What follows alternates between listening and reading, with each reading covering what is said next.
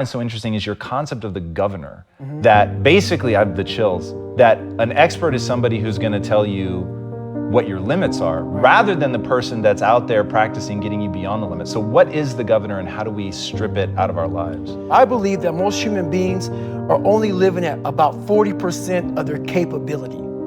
So the mind has a governor, like a car.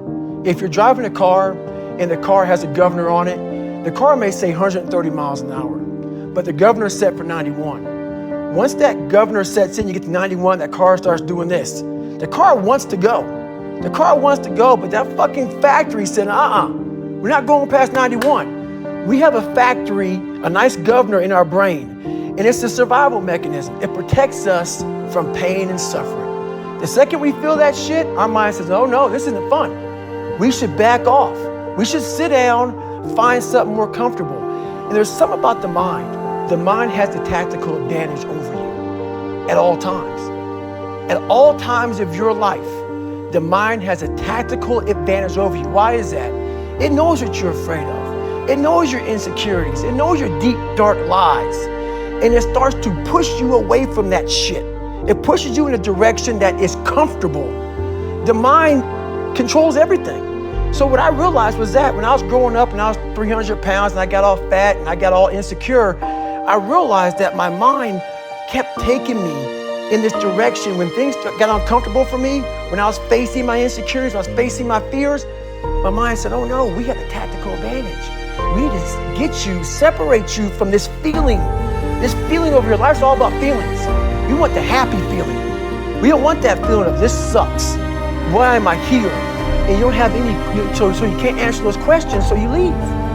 I started realizing that if in that moment, you can answer those fucked up questions, and you are now in charge of your brain versus your brain ruling you, that's where all that stuff comes from. So the 40% rule is all of that. You get to 40%, your brain says, we're done.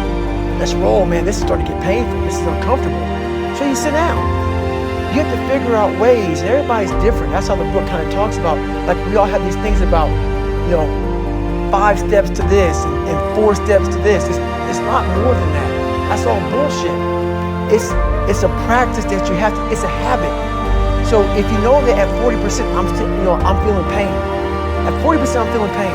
That's where the 40% rule kicks in. Now it starts, okay, I'm feeling pain. My mind's saying all this shit to me. It's saying, get out of here, run, flee. The fight or flight kicks in. Okay, we're done, we're not good enough. It starts telling you all these things. You start to believe it because the mind controls all. This is the time where you have to gain control back of your mind. It's okay, let me see if I can go 45%. And once you start giving yourself more and more hope and start realizing, okay, the mind starts to be, okay, what are you doing? We're supposed to be going right and you're going left. You start then controlling your mind. Start finding more in yourself, and then it goes from 40% to a lot further than that. But that's the start of it, though. Get to the spot where your mind is saying stop.